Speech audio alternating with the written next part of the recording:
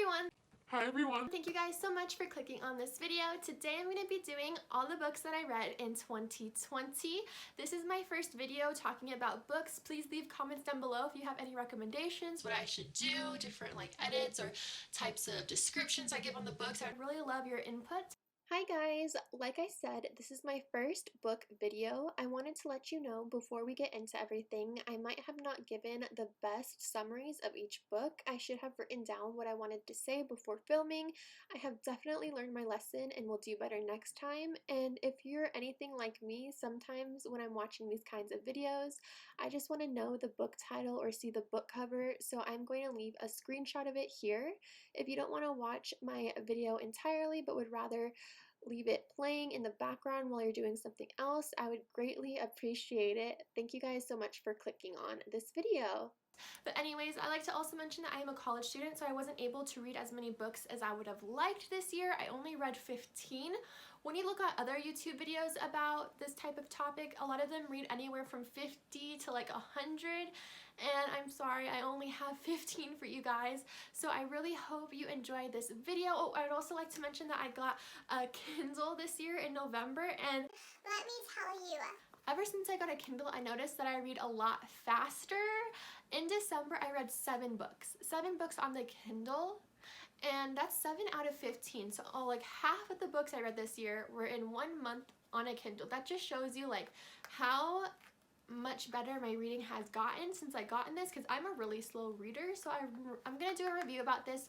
Look out for that in my future videos, a review about the Kindle Paperwhite. But anyways, let's get into this video. I ranked it from least favorite to favorite, so keep that in mind. I'm going to be putting the numbers in the screen, and some of the books are ebooks, so you're just going to get a picture, and then some are actually the actual book. So let's get started. Number 15, my least favorite book was The Sun Is Also a Star. This book follows 2 main characters, an Asian boy who wants to get into college, a really prestigious college, and an African-American girl who is moving, needs to leave. She's an immigrant, and they're pushing her out, ISIS I guess is pushing her out, and they meet, fall in love for a day. And so this whole book is just one day of them going through their little love story. And to be honest, I saw parts and bits of the movie because I used to work at a movie theater, so I would hop in sometimes and see little scenes here and there, but I just did not like this book. I kept finding myself pushing myself to finish it because I just wasn't into it. It was okay, I'm just not gonna find myself picking it up anytime soon and rereading it. Next was the book Circe. I'm gonna put it on the screen. Circe is about a goddess who is different from the rest of the gods because she comes off as mortal but is actually a goddess. So when she sees humans, they think she's immortal, so they're not very intimidated, because if you see a god, you're super intimidated, but she's not very intimidating. And it just shows her whole story of Circe's life. I liked the beginning a lot. It showed a lot of great scenery.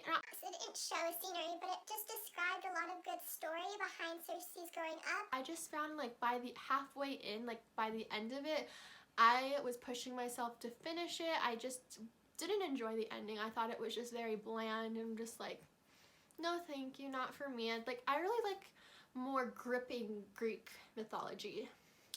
I don't know. What do you guys think in the comments down below? The next book is Fallen University, actually. So Fallen University is about a girl who is human and then gets snatched by a demon. I don't know if he bites her or what happens, but she turns into a demon. She's no longer human, and in order to remain in the living world instead of going down to hell, she has to attend this university and pass all her classes. This is a raunchy rom-com book. If you're looking to get turned on, this would be a good book for you. It's the most raunchy book I've ever read. It has a lot of good detail and description, and it gets you really in the mood. It follows a girl who falls in love or gets bonded with 4 men. What I really like about this book is that not all 4 men fall for her at once. It just follows her journey on trying to stay on the human world. The next book that I read was Court of Thorns, Court of Thorns. I'm gonna put the title up here. I don't remember the full title, but anyways, this book is about a girl who is like living in a fairy world. She has to hunt for her meals because her family is poor.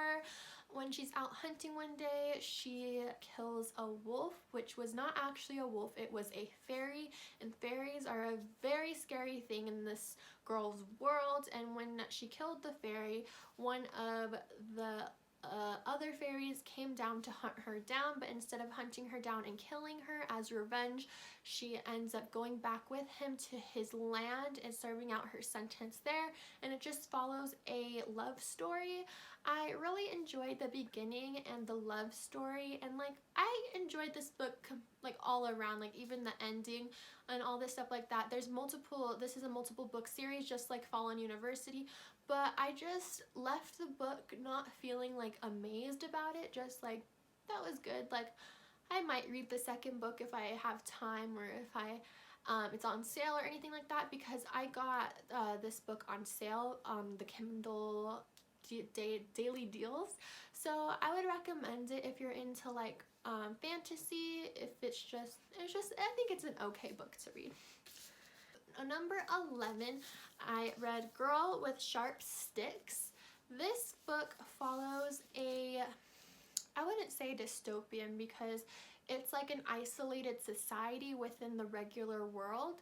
So the isolated society has this ideology, is that the right word? This idealistic reality that girls are meant to serve men. Like the whole purpose of a woman is the 1950s cook, clean, do whatever the men want. If the woman disobeys, she gets punished. That type of thing. So this girl goes to this private school-ish to learn how to be a woman, and it becomes, there's a lot of twists and turns. This school isn't really what it seems to be, and I really enjoyed it, reading it, like especially in the beginning. I feel like there's a theme going on. I really like the beginning of these books, but then they just fall flat at the end or fall short. I really enjoyed the plot twists and reading it throughout, but just by the end of it, after I read it, I just thought about my experience reading it, and I thought it was okay. Like I remember thinking to myself, I don't want to pick up the second book, but I would recommend reading this one, see for yourself. But I would actually recommend this. It just wasn't my favorite. These are all like negative reviews. Like the beginning of this video is going to be negative because I only read 15, and these are like the worst of them, I guess. Okay, next one. After that, I read Far, Far Away. I had no idea what I was getting myself into when I was reading this book. This is the first book that I read in 2020, and I had no idea if this was set in like the past or if it was set in the present day. And what I found out, it was set in the present day, but it was a city or a community that was like more regal, is that the right word? More rural, in the sense that it kind of like made it seem like a fairy tale land, or like a very small close-knit community, because there's like a local baker, schools, everyone in town knows you, that kind of society. It follows a boy. I don't remember if he is a good speller or he has good, and he has a ghost that he can see or hear. He can see or hear this ghost, and this ghost follows him around. It's just such a good book because you would never expect the plot twist in this book. I thought it was just like a contemporary, like regular book that turned fantasy, that turned to like plot twist, that turned to like something you never expect, or at least I would never expect. I really love the cover of it. I would recommend this to anyone. In the beginning of this year, I have this book where you write down every book that you read, but literally I only put down one book, and that was this one. The notes that I kept for this book were really like positive and affirmative. Like it said, like, everyone likes happy endings, never give up, don't go by what everyone thinks, be okay with who you are, not everyone is who they seem, listen to your inner thought. So like this is a very thought-provoking book. It will make you really think. It's a good heartfelt book with a lot of mystery, suspense. You're gonna end this book reading like, what the heck just happened. I would recommend this book to anyone. I believe I gave this 4 stars in Goodreads, so go read this book. It's really, really good. The next book that I read was a class assignment book called Naked in Public. It's about sex addiction. It's a memoir of this woman going through her college experience into adulthood with different diagnosis and addiction that she works on. It just is a mind-blowing book because when you think of sex addiction, a lot of things that come to mind are like negative connotations. You don't really want to be associated with a person with this kind of an addiction. However, like, she gives a great outlook of what it's really like, the types of struggles they deal with, and I would just recommend this book to anyone who wants to learn more about addiction in general or read about a woman's memoir, her experience, because this is a clear example of how a woman goes from a very dark place into a more understanding of who you are and become better in the outcome. I really enjoyed this book and I would recommend it to anyone. The next book that I'm going to be numbering is Killing Kate. I have this book right here. This is set in Britain, and this book was so surprising because it follows a girl named Kate who recently dumped her boyfriend, and like, I was going through a breakup during this time, so I was like, yes girl, like, you dump him, whatever. But like, I really didn't like her character in the beginning because she didn't really care, but did care about her ex-boyfriend, but was just like, dumped him, wanted to get a better life, traveled, met new people, but then came back home and this mystery murder happened. These murderers killed women around the same age, the same hair color, the same features. She gets so scared because she can't help but think that this person is killing people because of how she looks, and this book gives you a lot of characters where you're like, ooh, maybe it's him, maybe it's her, maybe it's him, and in the end, the murderer is not who I thought it was. It was really shocking. I was like, whoa, and I kept getting the urge to continue reading. Like, when I didn't want to put it down. I really liked it. It was something a lot different than I'm usually used to reading. It really got me into the mood of reading more criminal books, that's for sure.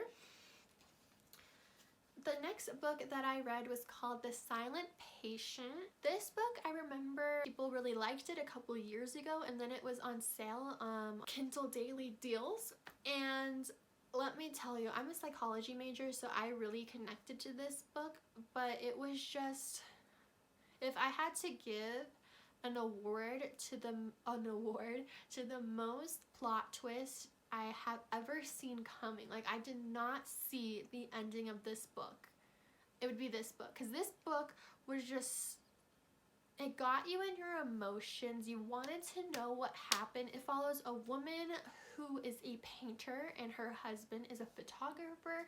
One day, this woman gets arrested for murdering her husband, is sent to not an insane asylum, but like a psychiatric medical center, and she has refused to talk since the day her husband got killed. And so this book is set 7 years in the future since this incident has occurred, and she just hasn't spoken a single word. She's just known as the woman who doesn't speak, and this psychiatrist is really interested in her and he really wants to help her, so he gets a job at the place where she is being held, and he really just works with her to figure out what actually happened that night, if she killed her husband, if like something went wrong, or like just to get the like consensus of what actually happened, because no one knows, because she doesn't want to talk about it. It's just, you have to look at the criminal evidence and figure it out yourself. But he's not just a psychiatrist and talking to her, he delves deeper and talks to like the people involved in the crime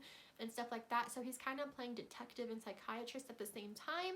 It was just really good. He uncovers the truth. It's just an amazing book. If you're wanting a thriller that's going to blow your mind, I would definitely recommend this book. The next book that I put on the list was The Last Samurai. This follows a girl who is a dragon hunter, so it's back in like the medieval days, or fantasy medieval, like back in the day, where there's dragons around, and she is known for hunting and killing the most dragons in her kingdom.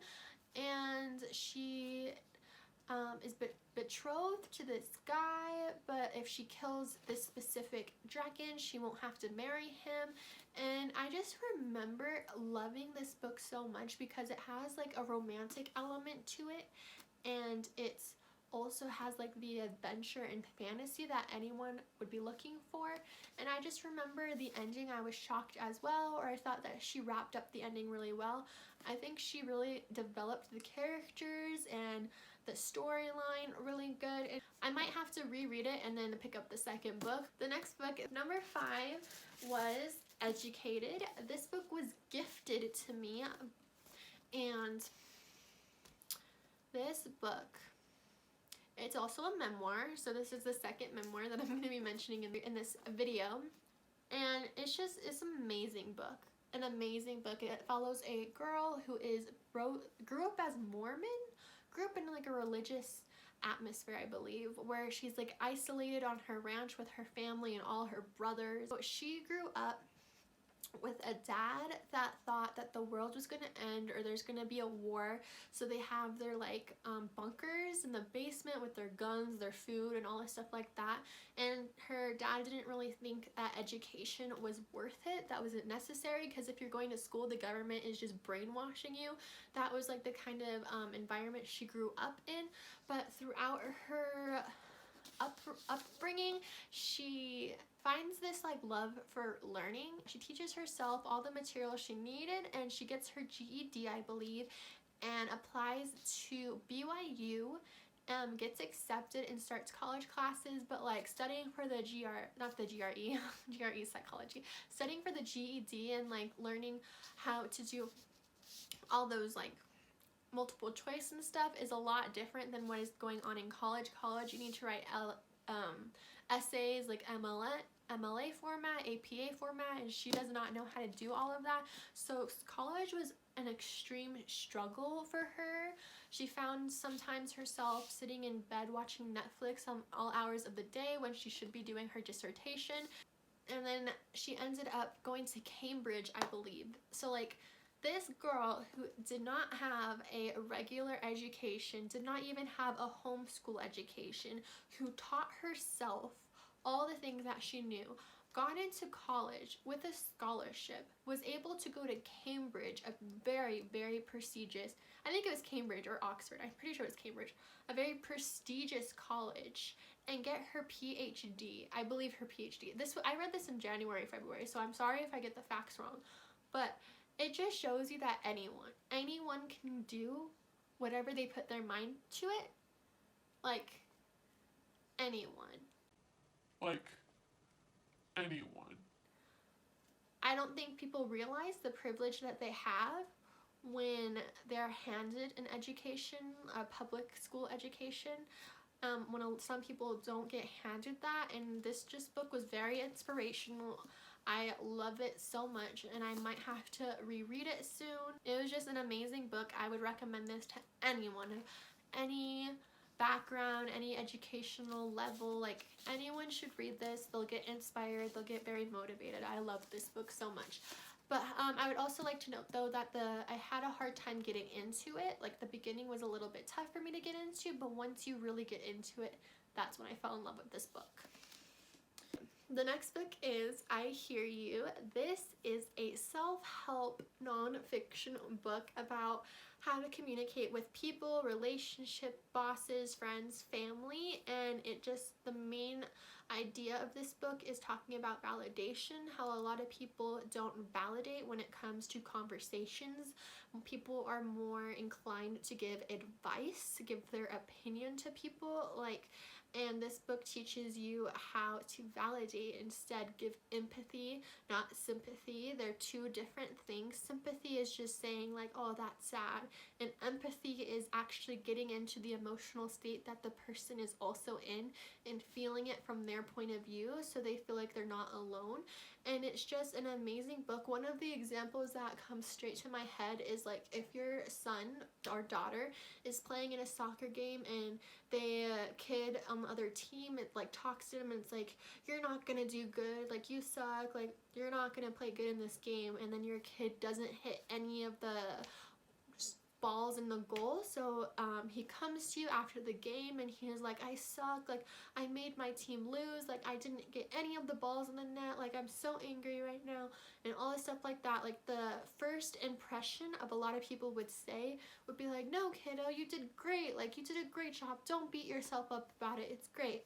But in this book they say that's not the way that you should handle that kind of situation, because if your kid comes to you and tells you, I feel like I ruined everything for my team, I feel like I didn't do good, you're, by saying like, no, you did a great job, you're invalidating how they're feeling, you're telling them what they're feeling is incorrect or wrong, and that's not how you should talk to someone.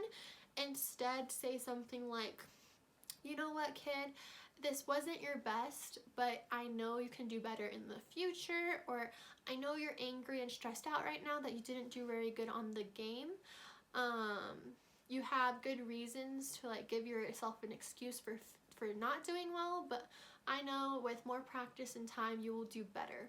Something like that. The main idea is to give an emotional understanding about how they're feeling and then follow it with a justification for how they're feeling. So emotion and justification, it was just very mind-blowing because I myself find myself giving advice instead of justifying people's feelings, so I can come off a bit cold or people don't really want to talk to me. So I just really found this book useful. And do you want to know something crazy? I always mention in my Instagram stories what books that I'm reading, and I tagged this specific author of I Hear You in my Instagram story, and he actually saw it and reached out to me and said thank you for mentioning his book in my story. And I just thought that was a really cool experience because I gave this book 5 stars before he even reached out to me. So I would recommend this to anyone who is in a relationship, has siblings, parents, friends, so like anyone should read this book. I'm rambling about this book because I just loved it so much, but let's move on to the next one. The Girl He Used to Know. That's this one. The Girl He Used to Know. This one is my favorite. My favorite contemporary book of all time, I would say. I think I relate a lot to her. She goes from college life to her current job, college. It's like a back and forth kind of book. It just really touched home to me. Let me give you a synopsis. This girl, guys, like when it comes to books, I have a really hard time remembering the main character's name, so I just remember it by girl or guy. But the girl in this book, she lives in New York. She is a librarian. She had this encounter in college with this guy, and it's just like a love story about this girl and this guy. And this girl has a lot of social issues.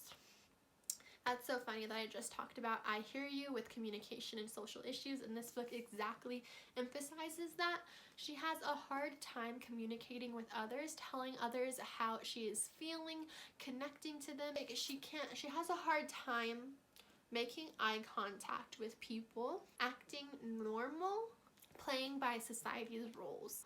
One day she decides to go to a chess club and her university, and she meets this guy, and this guy is immediately infatuated by her, and she's very off-put about that because she's like, why do you like me? No one likes me. And it didn't end well for her in college and this guy. But then a couple years later, she's at the grocery store and she spots this guy at the exact same grocery store she's at, and they decide to go on a date. It just replays their love story, and whether or not they're going to have a happy ending, you're gonna have to read the book. But I also like to mention that this book also takes place around 9/11, so it has some, I was shocked when it was like, when they mentioned that, because I had no idea this book was about 9/11. Like it didn't have it in the synopsis or anything.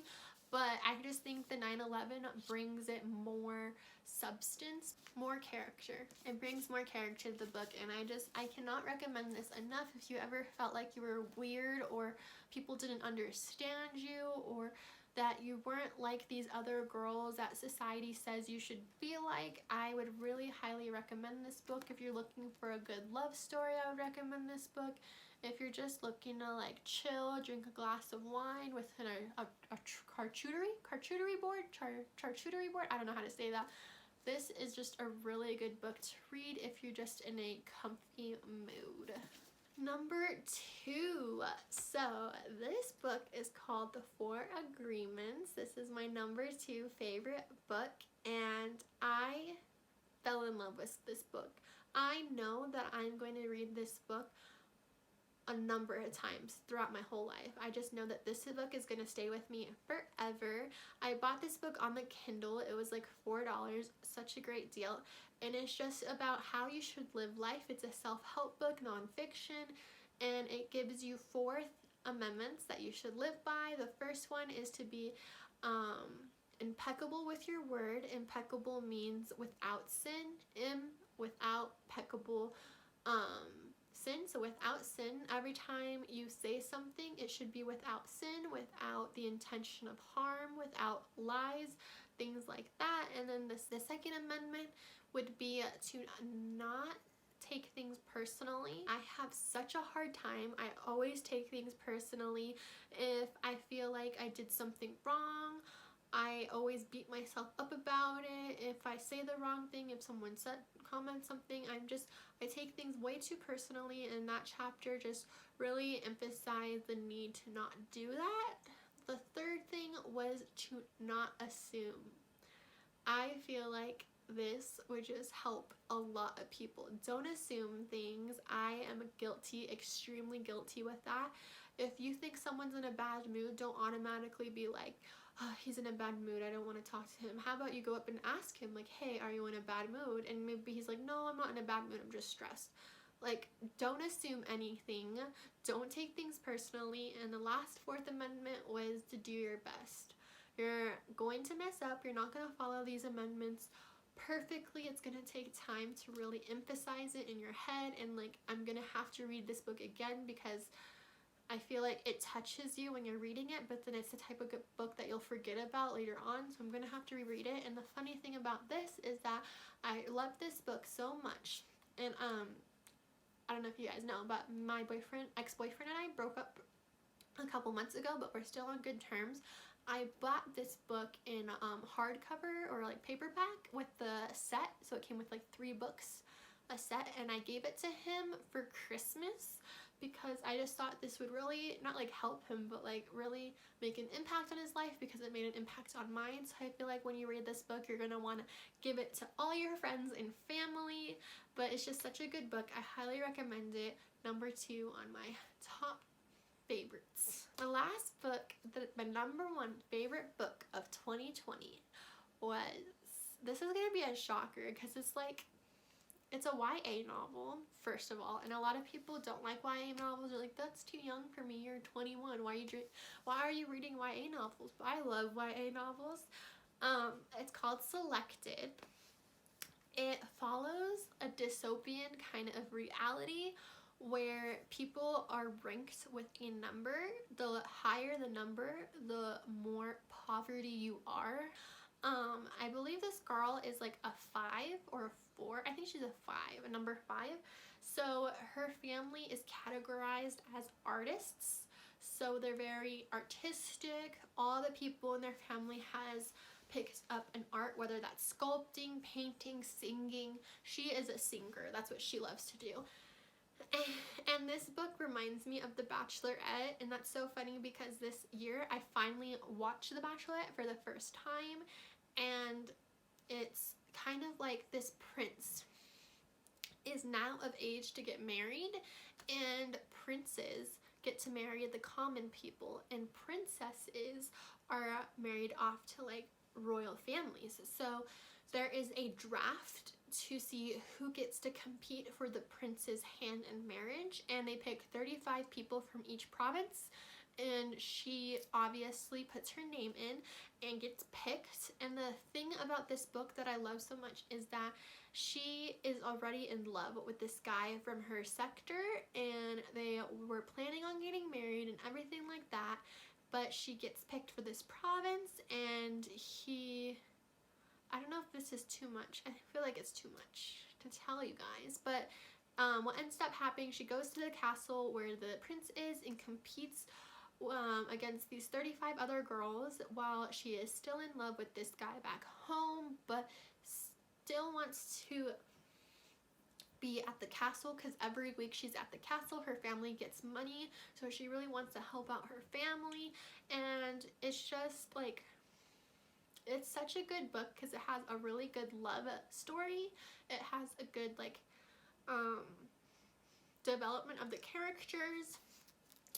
It's just, by the end of this book, I really wanted to pick up the second one, but I am such a cheapskate when it comes to books. I don't like to pay anything over like $4 or $5 for a book, and the second book was like $8.99, and I'm like, no, not today, because I have a lot of books that I already purchased that I'm going to read. But I did pick up the third book because the third book was on sale, so I'm gonna have to eventually buy the second one.